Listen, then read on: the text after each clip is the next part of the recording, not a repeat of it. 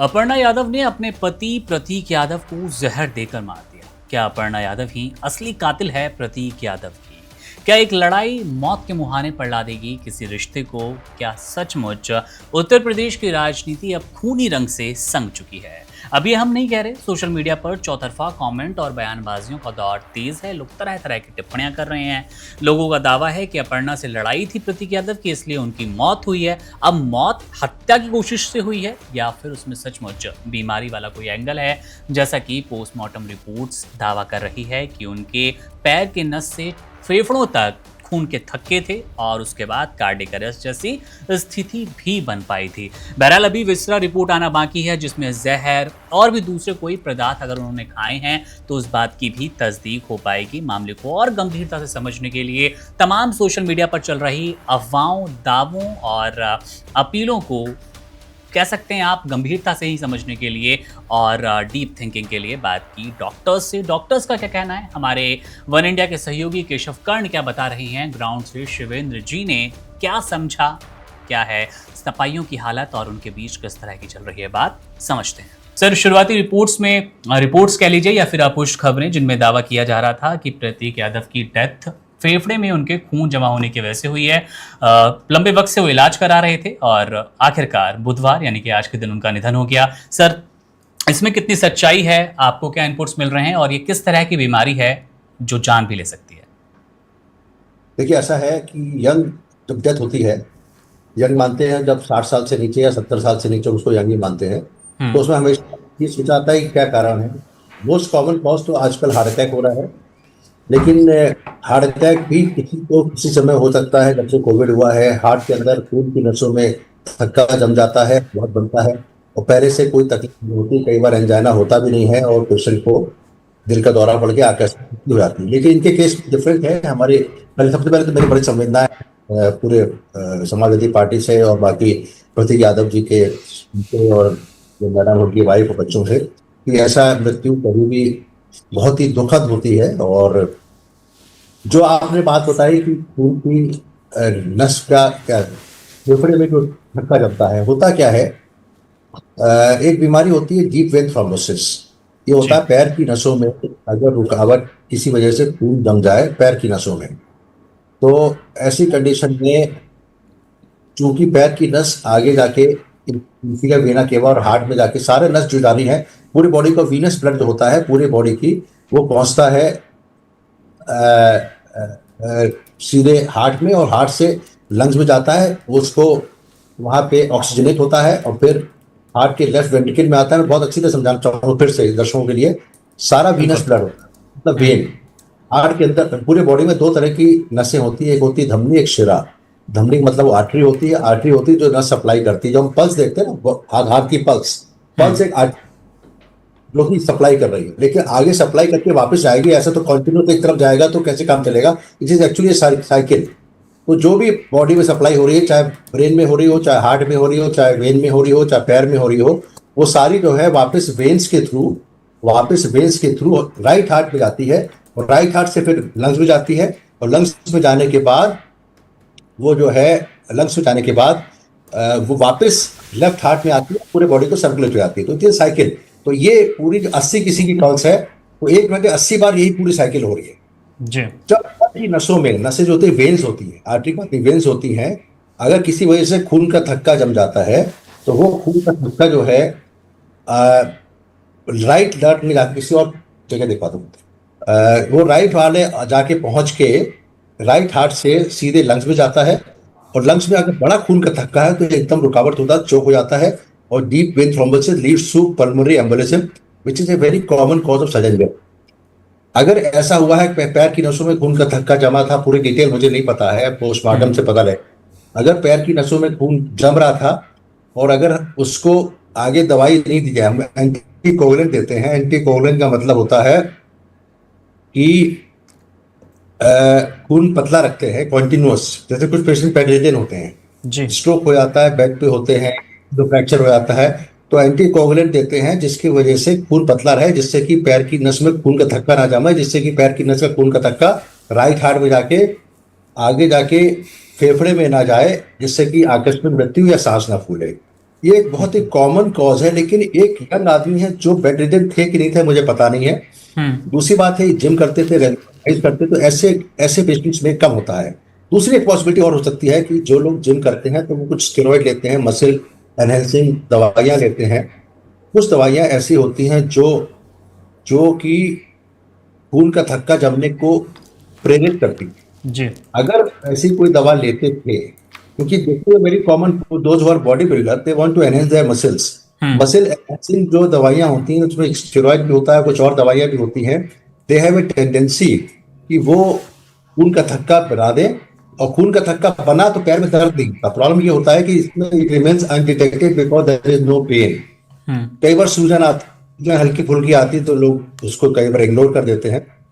तो ऐसी कंडीशन में खून का थक्का जमा या तो दवाई वजह से हुआ या पेशेंट बेड रिडन है, दोनों बातें हो सकती हैं। दवाई मतलब जो कि मसल एनहेंसिंग दवाइयां होती हैं जो होती हैं। तो बिल्कुल। अगर वो खून का थक्का जमा और वो आके उसमें फेफड़े में चला गया थ्रू द राइट हार्ट, तो फिर से बताऊंगा, वेन, फिर उसका inferior vena cava, right atrium, फिर राइट वेंट्रिकल, फिर pulmonary arteries and then lungs, और लंग्स में चोक कर देता है। उसमें अगर सही समय में अस्पताल पहुंच जाते तो हम लोग मरीज को बचा लेते हैं। अपोलो हॉस्पिटल में कई पेशेंट ऐसे आते हैं, हम खून एकदम करते हैं और ठीक हो जाता है। तो जी। लेकिन it is a very common cause sudden death. अगर किसी ने कहा है कि उनको फेफड़े में जमा है तो उसका कारण यही है कि पैर की नस से हम्म। खून का थक्का, जो दिल का दौरा करता है ना, दिल का दौरा होता है हार्ट की आर्टरीज में, तो खून का थक्का जम गया उसके अंदर, फेफड़े के नस में चला गया और एकदम जी होता है आदमी, और सडन जी जी डॉक्टर विवेक, हार्ट। आप जो बता रहे हैं उसी से मिलता जुलता हमारा सवाल भी है। पिछले दिनों देखा गया है काफी सारे सेलिब्रिटीज हैं, चाहे दक्षिण के सुपरस्टार पुनीत राजकुमार, राजू श्रीवास्तव, सिद्धार्थ शुक्ला, वरिंदर सिंह घुमान और सागर पांडे जो कि सलमान खान के बॉडी डबल हुआ करते थे। ये सारे के सारे लोग फिटनेस फ्रीक थे, काफी जिम करते थे, कसरती बदन था उनका। और इन सब की जो डेथ हुई है वो सडन डेथ, किसी की डेथ एक्सरसाइज के दरमियान हुई, किसी की इमीडिएटली आफ्टर एक्सरसाइज, और फिर इसी तरह की। क्या कारण हो सकता है ये आज की जो फिटनेस फ्रीक जनरेशन है उनको किस तरह के हेल्थ का खतरा रहता है? ये सडन डेथ बहुत सारे जो प्रोसेस हैं उस पर भी प्रश्न चिन्ह लगाती है। आप अभी तो आप कुछ बता भी रहे थे कि वो मसल्स को इन्हांस करने वाली दवाएं लेते हैं, शायद इस सब का भी कुछ नकारात्मक प्रभाव पड़ रहा है युवाओं के हेल्थ पे। हाँ, देखिए ऐसा, ये बात बिल्कुल सही कही है कि कई बार हम लोग सबको कह, सबका पोस्टमार्टम नहीं होता। कई बार हम लोग कहते हैं दिल का दौरा पड़ा। देखिए दिल का दौरा पड़ना ये एक तरह का लंग अटैक है। देखिए एक होता है ब्रेन अटैक। लंग अटैक नाम वैसे कॉमन नहीं है लेकिन हम उसको लंग अटैक बोलेंगे। एक होता है ब्रेन अटैक, स्ट्रोक। एक होता है हार्ट अटैक, यानी कि हार्ट की नस के अंदर खून का थक्का जम जाए और हार्ट संभल नहीं पाता और रुक जाता है, और ये लंग अटैक है। तो अगर जैसे आपने कहा कुछ लोग को ऐसी डेथ हुई है जैसे कि गाना गा रहे हैं या एक्सरसाइज कर रहे हैं या जिम कर रहे हैं, हो सकता है उनके पैर के अंदर क्लॉट हो हल्का सा, विच वॉज अनडिटेक्टेड, और वो चूंकि एक्सरसाइज करते समय या काम करते समय या चलते समय या डांस करते समय वो हिला, मतलब अपने पैर से निकला और फेफड़े में चला गया with in matter of 120 second. अगर बड़ा क्लॉट हुआ, हल्का क्लॉट होगा तो सांस फूलेगी। अगर बड़ा क्लॉट हुआ तो वो कंडीशन में the patient can have instant death. Everybody not have postmortem. अब क्या रुकाव क्या है? मेरे ख्याल से जो जिम वाले लोग हैं जो एक्सरसाइज ज्यादा करते हैं उनको इस तरह की दवाइयां लेते अगर ले रहे हैं जिसके चांसेस हम कहते हैं इवन 1% रिस्क है क्लॉट बनने की, तो उनको भी मैं कहूंगा कि रेगुलर तौर पे वो पैर की नसों के वीनस डॉपलर एक जांच होती है, एक तरह का अल्ट्रासाउंड होता है पैर की नसों का, वो हर 3 महीने कराते रहे। एक बहुत बड़ा रोकथाम, आपके क्वेश्चन से एक बहुत बड़ा दिमाग मेरे बात भी आई। अगर वीनस डॉपलर अपोलो हॉस्पिटल या और जगह भी होता है, वीनस डॉपलर जो कि नॉर्मली कराते नहीं लोग, अच्छा, जब पैर में सूजन आ जाती है तब कराते हैं। तो अगर बिना सूजन के भी हर 3-4 इस तरह के जो ज्यादा जिम वाले हैं जो एक्सरसाइज वाली दवाई खा रहे हैं, तो ऐसे लोगों को मैं चाहूंगा कि उनको हर 3 महीने पे रेगुलरली जिम में लिख दिया जाना चाहिए या वहां लिख देना चाहिए कि please do Venus Doppler every 3 months. Doctor एक सवाल और भी है कि आजकल के जो जिम है जहां पर इस तरह के बॉडी बिल्डिंग एक्सरसाइज करवाए जाते हैं, वहां पर ट्रेनर जो होते हैं उनकी भी कुछ ऐसे हेल्थ ओरिएंटेशन ट्रेनिंग होनी चाहिए ताकि वो जो वहाँ आते हैं लोग सीखने के लिए, बॉडी बिल्डिंग के लिए, तो उनको जो जरूरी एहतियात है वो बता सके। क्या अपने देश में ऐसा हो रहा है? आपकी जानकारी में कुछ ऐसे जिम है जहां पर क्वालिफाइड ट्रेनर है जो मेडिकली भी क्वालिफाइड हो? बिल्कुल सही बात है कि जब राजू श्रीवास्तव जी की डेथ हुई थी, आपको याद होगा, और 3 दिन पहले उन्होंने हमारे घर पे खाना खाया था। उनके तो हार्ट पेशेंट थे ऑलरेडी, और वो भी जिम करते करते he has a sudden cardiac arrest and he could not survive. 3 दिन भर्ती रहे किसी अस्पताल में, उसके बाद फाइनली उनकी डेथ हो गई। तो जिम के अंदर आई थिंक जैसे जो रेगुलर एक्सरसाइज करते हैं ना, बहुत हाई लेवल की एक्सरसाइज होती है। तो जो जिम ट्रेनर है और जिम के जो ओनर हैं और जो वहां पे कर रहे हैं, तो वहां पे क्वालिफाइड डॉक्टर 1 से वीक भी आ जाए ना, या 1 से डे तो नहीं आएगा, 1 से वीक भी आ जाए, जो लोग रेगुलर एक्सरसाइज कर रहे हैं उनके बारे में, एक उनके स्वास्थ्य के बारे में बात कर ले कि कौन सी आप दवा खाए। कई बार तो जिम वालों को बताते भी नहीं, हम तो मसल एनहांसिंग एक्सरसाइज है, इतना ऐड आता है सोशल मीडिया पे, फेसबुक पे, इंस्टाग्राम पे ऐड आते रहते हैं कि आप ये खाइए आपकी मसल्स बढ़ जाएंगी, but they all have side effects. One of the side effect is Venus congestion, मतलब खून का थक्का जमना, कहीं भी जम सकता है, स्ट्रोक भी हो सकता है, पैर की नस में भी जम सकता है, कहीं भी है। ये वन ऑफ द स्टेरॉइड का भी एक साइड इफेक्ट है। तो कुछ लोग स्टेरॉइड भी खाते हैं, बहुत लोग खाते हैं, जिससे कि हमारी मसल्स और बढ़ जाए और हम ताकतवर हो जाए। तो वो करना, आई थिंक आपके जो क्वेश्चन है जागरूकता का देता है कि आप सारे जिम में ट्रेनर होना चाहिए जो कि डॉक्टर्स क्वालिफाइड हो। बिल्कुल, और केवल ड्रग यूज का ही मामला नहीं है डॉक्टर विवेक, मैंने अपने सेल्फ एक्सपीरियंस में भी देखा है।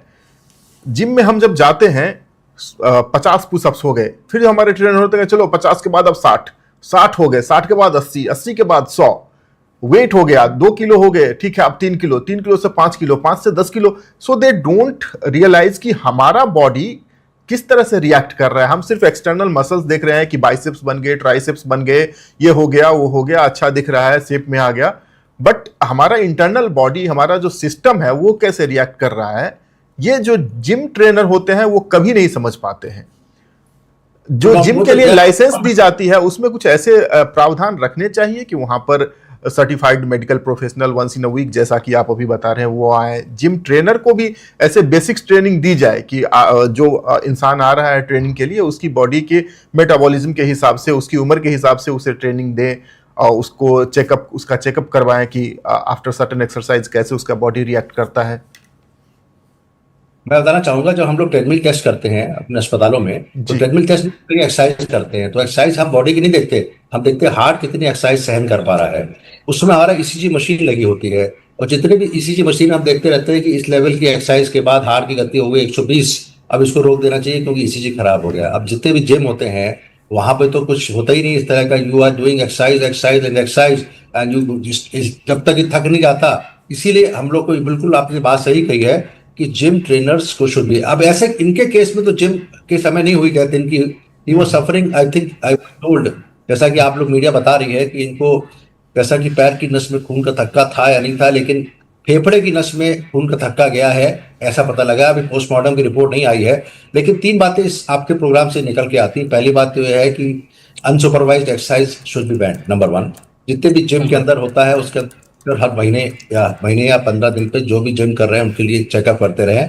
तीसरी बात, जो मसल एनहांसिंग दवाइयां हैं जो खा रहे हैं वो सच सच बताएं, और उसके खास करके पैरों का वीनस डॉपलर हर 2 महीने पे या 3 महीने पे या 6 महीने पे करते रहें। इससे पहले से पता लग जाएगा कि पैर की नस में क्लॉट जम रहा है। अगर क्लॉट जम रहा है तो उनको एक्सरसाइज बंद कर दी जाए और कुछ दवाई शुरू कर दी जाए जिससे कि वो क्लॉट घुल जाए, वो आगे फेफड़े में ना चला जाए। पैर का नस का जो क्लॉट होता है जो फेफड़े में जाता है, ये बहुत ही खतरनाक होता है, और इसमें जो है आकस्मिक मृत्यु होने की संभावना कम से कम 50 से 60% लोगों की होती है। जो लोग बच जाते हैं वो अस्पताल पहुंचते हैं।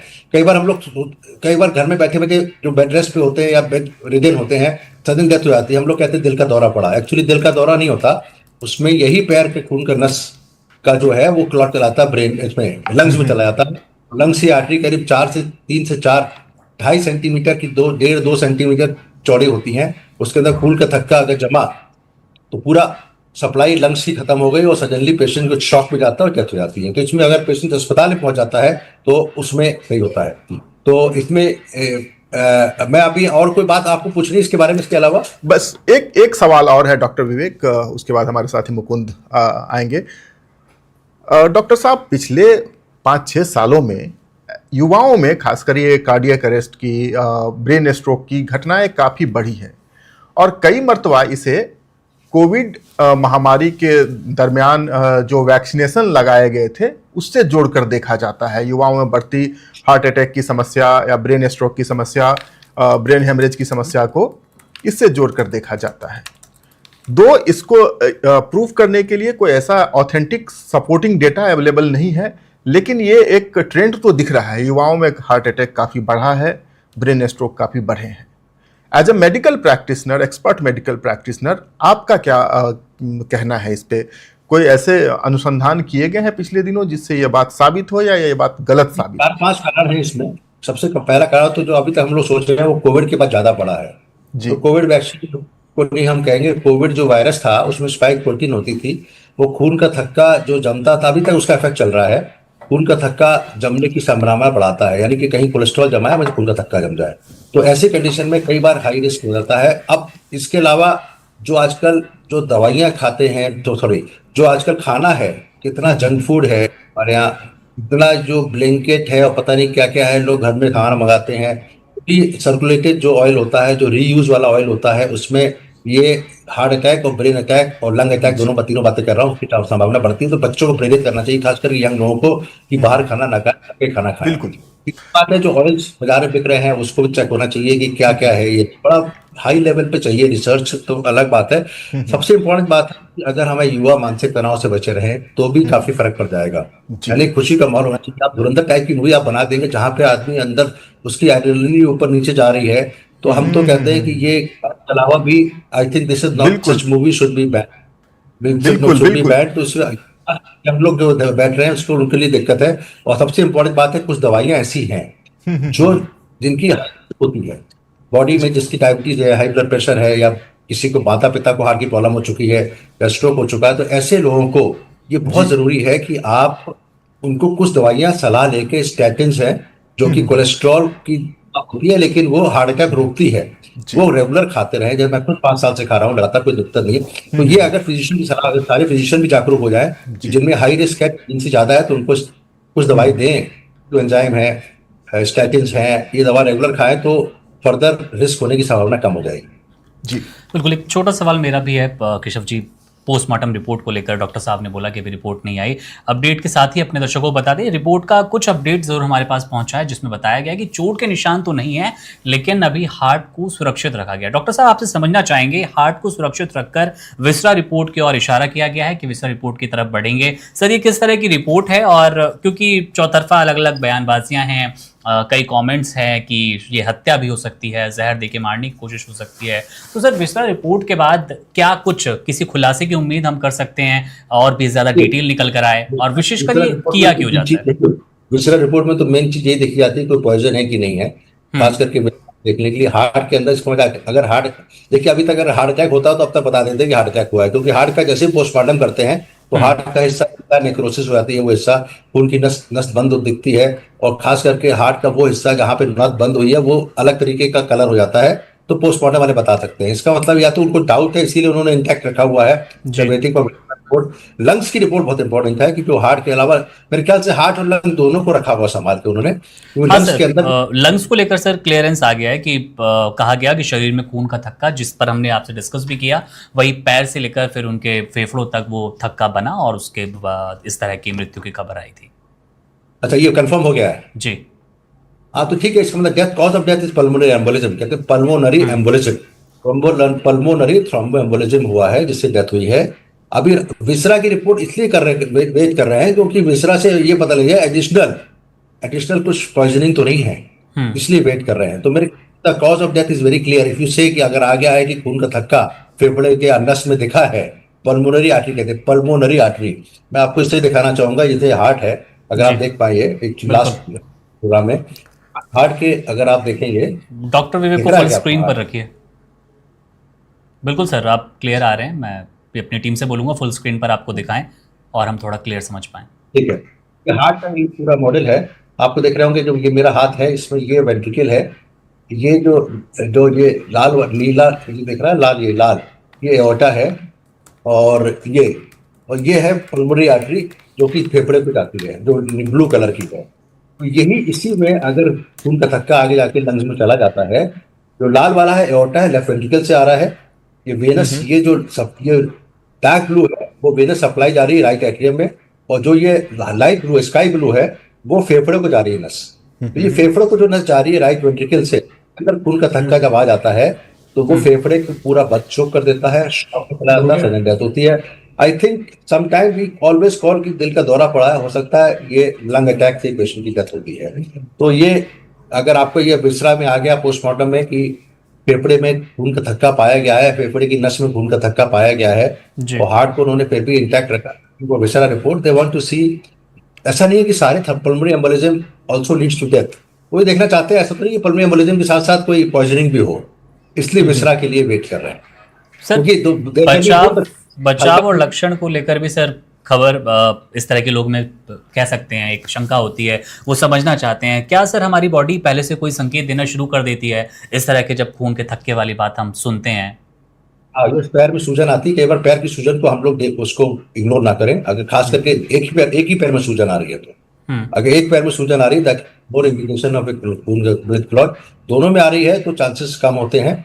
लेकिन दोनों में कई और कारण भी होता है, हार्ट फेलियर भी होता है, कई बार प्रोटीन कम हो जाता है, एनएसआर का होता है, या पेस्ट दिन भर खड़ा होता है, वेरी है, तो ये अलग कारण होते हैं। लेकिन एक ही पैर में अगर सूजन आई है, दाएं हो जी चाहे बाएं हो, पैर मतलब ये तो एक्चुअली के ऊपर नी से घुटनों से नीचे कहीं भी सूजन आ रही हो, एक पैर में आ रही हो, हल्का हल्का दर्द भी हो रहा है, तो इसमें वीनस डॉपलर करके चेक कराएं और उसमें पता लग जाएगा क्या है। तो आपको बेड रेस्ट कहा जाता है, उसमें दवाई देते हैं, खून पतला रखते हैं और साथ साथ हम आईवीसी फिल्टर लगाते हैं। एक बहुत इंपॉर्टेंट जांच है, मैंने लगाता हूँ रेगुलर। वेन के अंदर एक फिल्टर लगाया जिससे कि पैर की नस से खून का थक्का ऊपर ना जा पाए, केवल खून जाए। इसको IVC filter is inferior vena cava filter, IVC filter, जी ये एक कुछ रेगुलर सर इलाज है। बुनियादी गलतियां भी क्या हम समझ सकते हैं कि कुछ आदतें हमारी ऐसी वो रोजमर्रा की जिंदगी की हो सकती है? दवाओं का जिक्र किया, कई बार इसमें जिम की ऐसी दवाइयां शामिल होती है, ऐसे स्टेरॉइड्स हो सकते हैं जो इस तरह के थक्कों को न्योता देते हैं। कोई और सर ऐसे जो शायद जिम भी नहीं जाता है, इस तरह की आलतू फालतू दवाइयां भी नहीं लेता किसी भी चीज को बेहतर करने के लिए भी, और आम जिंदगी में भी उसको भी इस तरह की अगर समस्या हो सकती है, तो वो कौन सी गलतियां हम कह सकते हैं? नहीं, किसकी बात कर, जनरल बात तो पब्लिक की बात हाँ कर रहे सर, हैं। जनरल पब्लिक के लिए रेगुलर इलाज कराते रहे, रेगुलर चेकअप करते रहे, that is the most important thing. Regular checkup, whole body checkup हर 6 महीने पे, यंग हो चाहे ओल्ड हो, वो कराए तो उस पर हम सारी बातें पकड़ सकते हैं। जी बिल्कुल। दूसरा भी एक पक्ष जो कि राजनीति के रूप से हम समझने की कोशिश, अरे बताइए, एक लास्ट क्वेश्चन ले लेते हैं। हाँ, यही डॉक्टर साहब मैं कहूंगा फिर एक बार आप और थोड़ा सा क्लियर कर पाएं, क्योंकि पोस्टमार्टम रिपोर्ट का और क्लियरेंस हमारे सामने है। यही संक्रमण जो कि फेफड़ों तक पहुंचा था, क्या इससे सहमत हो सकते हैं हम कि यही कारण हो सकता है कार्डियक अरेस्ट का और मौत का? 90% समय तो सकते हैं। अगर जी विसरा रिपोर्ट नॉर्मल आती है तो इसका मतलब है कारण कॉज ऑफ डेथ। कोई अननेसेसरी पॉलिटिकल बातें ना करके हम ये सोच के ये सोचेंगे कि इनको एक ऐसी बीमारी हुई कि यंग लोगों में कॉज ऑफ डेथ है, और इसकी आगे लोग सीखे, जिससे कि खास करके जो यंग लोग हैं वो जो जिम जा रहे हैं, मसल एनहांसिंग एक्सरसाइज दवाइयां खा रहे हैं, उनको रेगुलर वीनस डॉपलर कराते रहें। जी बहुत शुक्रिया सर आपका हमारे साथ जुड़ने के लिए, वन इंडिया को वक्त देने के लिए। अब हम दूसरे पक्ष की तरफ चलेंगे और वो पक्ष है उत्तर प्रदेश की राजनीतिक गलियारों में क्या कुछ चल रहा है, उस पर बात करने के लिए और अधिक जानकारी के लिए फील्ड से हमारे 2 रिपोर्टर भी हमारे साथ जुड़ेंगे अगले कुछ मिनटों में। हमारे साथ फिलहाल केशव जी स्टूडियो में हैं। अच्छी पकड़ है इनकी उत्तर प्रदेश की राजनीति पर, लगातार लंबा वक्त बिताया है उन्होंने फील्ड पर भी। सर आपसे समझने की कोशिश करेंगे अखिलेश यादव और प्रतीक यादव, जिनको लेकर अक्सर सुनने में आया कि बहुत अच्छे रिश्ते तो इन दोनों के नहीं थे, लेकिन सुबह सुबह जिस तरह का अखिलेश यादव का बयान आया कि मैंने पहले भी उन लोग को वार्न किया था, यानी कि प्रतीक यादव को, अपर्णा यादव को, कि आप अपनी सेहत का ध्यान रखिए, तो क्या कहीं ना कहीं उन्हें भी इशारा लग रहा था कि कुछ गड़बड़ हो सकती है? और इसी के साथ सर कई कमेंट्स, कई रील्स जिसमें दावा किया जा रहा है कि जहर देकर मार दिया गया। अपर्णा से बातें लिंक की जा रही है कि अपर्णा यादव और प्रतीक यादव के बीच कलह चल रही थी, कुछ वक्त दोनों अलग रहे। गोवा से कई वीडियोस, कई रील आए प्रतीक यादव के, जहां पर वो टाइम पास कर रहे थे, थोड़ा चिल करते नजर आ रहे थे, और फिर सीधे वो हॉस्पिटल में नजर आए। बिल्कुल मुकुंद, सबसे पहले तो विसरा रिपोर्ट की हमें प्रतीक्षा करनी चाहिए। विसरा रिपोर्ट आने के बाद जो आपका दूसरा प्रश्न था कि पॉइजनिंग का केस है, कुछ ऐसे इसमें षड्यंत्र है उनकी मृत्यु में, तो ये सारी चीज़ें स्पष्ट हो जाएगी। बहरहाल जो पोस्टमार्टम रिपोर्ट आया है उसमें यह स्पष्ट कर दिया गया है कि शरीर पर कोई चोट के निशान मौजूद नहीं हैं, कोई और लक्षण नहीं देखे गए हैं, कोई एक्सटर्नल प्रेशर का सवाल इसमें पैदा नहीं होता है।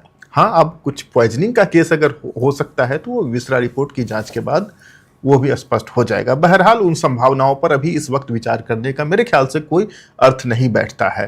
हालांकि प्रतीक यादव की जो जिंदगी रही है, उनका जो निजी और पारिवारिक जीवन रहा है, वो एक मिस्ट्री की तरह रहा है। मुकुंद जी, आप ये समझिए कि मुलायम सिंह यादव के परिवार में प्रतीक यादव एकमात्र ऐसे व्यक्ति हैं जिनका कोई पॉलिटिकल आइडेंटिटी नहीं है जी। बाकी सारे लोग 18 वर्ष से ऊपर के सारे लोग किसी न किसी पद पर चयनित हो चुके हैं पॉलिटिकली, चाहे लोकसभा के लिए हो, राज्यसभा के लिए हो, विधानसभा के लिए, विधान परिषद के लिए, बोर्ड और निगमों के लिए, जिला परिषद के लिए, कहीं ना कहीं किसी न किसी रूप में उनकी एक पॉलिटिकल आइडेंटिटी है, उनका एक राजनीतिक क्रियाकलाप भी देखा जा रहा है। प्रतीक यादव कंप्लीटली उससे अलग रहे हैं, लेकिन उनकी पत्नी अपर्णा बिष्ट एक जमाने में हुआ करती थी, फिर प्रतीक से विवाह के बाद वो अपर्णा यादव हुई। उनकी राजनीतिक महत्वाकांक्षा रही है। समाजवादी पार्टी में शायद उनकी राजनीतिक महत्वाकांक्षा पूरी नहीं हो रही थी, फिर उन्होंने अपने रास्ते बदले। एनजीओ के माध्यम से फिर वो भारतीय जनता पार्टी के करीब पहुंची और उम्मीद तो ये की जा रही थी कि 2022 के विधानसभा चुनाव में उन्हें किसी सीट से भारतीय जनता पार्टी उतार सकती है, लेकिन उन्हें अब तक वो मौका नहीं मिला। लेकिन यह भी एक सच है कि वो आज की तारीख में भारतीय जनता पार्टी की सदस्य हैं ऑन रिकॉर्ड। अब आते हैं इनके पारिवारिक जीवन में, तो किसी के पारिवारिक जीवन में ताक झांक का वैसे तो हमारे पास कोई नैतिक अधिकार नहीं होता है, नहीं करनी चाहिए, लेकिन ये लोग सेलिब्रिटी हैं, एक सामाजिक व्यक्ति हैं, एक राजनीतिक परिवार से आते हैं, तो इनकी कोई बात निजी नहीं रह जाती है। हमने देखा कि पिछले दिनों, अगर मुझे तारीख अच्छी तरह से याद है, तो 19 जनवरी थी, इसी साल की 19 जनवरी 2026, एक ट्वीट पोस्ट हुआ था इसी प्रतीक यादव के ट्विटर हैंडल से, माफ करें अब वो एक्स हो गया है, तो एक्स हैंडल से ये पोस्ट हुआ था, जिसमें संभावित तलाक की बात कही गई थी अपर्णा यादव से। फिर सामने अपर्णा भी आती हैं, प्रतीक भी आते हैं, और दोनों ही इस बात का खंडन करते हैं। तो सामाजिक रूप से और कानूनन भी, लीगली और सोशली, आज भी प्रतीक यादव के आखिरी सांस तक प्रतीक और अपर्णा पति पत्नी रहे हैं। बिल्कुल बिल्कुल। तो उसमें भी कोई और तीसरा एंगल नहीं देखा जा सकता। हाँ, अब जो पारिवारिक कलह का एंगल आ रहा है, या फिर ऐसा अपर्णा यादव को असंवेदनशील बताया जा रहा है, पति के मृत्यु के अंतिम समय में उनके साथ नहीं रही, ये सब पारिवारिक कारण है, अलग अलग वजह से हो सकता है कि प्रतीक लखनऊ में है, अपर्णा हो पार्टी के काम से दिल्ली में है। आपसी खींचातानी किस लेवल पे था वो किसी को पता नहीं है। तो मुझे लगता है ये विमर्श जो मीडिया में आ रहा है कि पारिवारिक जीवन उनका अच्छा नहीं चल रहा था, इसलिए वो तनाव में थे, डिप्रेशन में थे। अगर आप किसी भी विवाहित ये बात बहुत ही मतलब अजीब है, लेकिन आप किसी भी विवाहित कपल के पास जाएं और पूछें तो सबके पारिवारिक जीवन में कुछ ना कुछ तनाव तो रहता ही है, लेकिन इस वजह से कितनी मृत्यु होती है इसका कोई आंकड़ा नहीं अवेलेबल है। इसलिए प्रतीक के दुखद निधन को भी इस विषय से जोड़ना मेरे ख्याल से और हाल फिलहाल में जिस तरह की खबरें थी, मुझे लगता है उससे और बल मिला है। Subscribe to One India and never miss an update. Download the One India app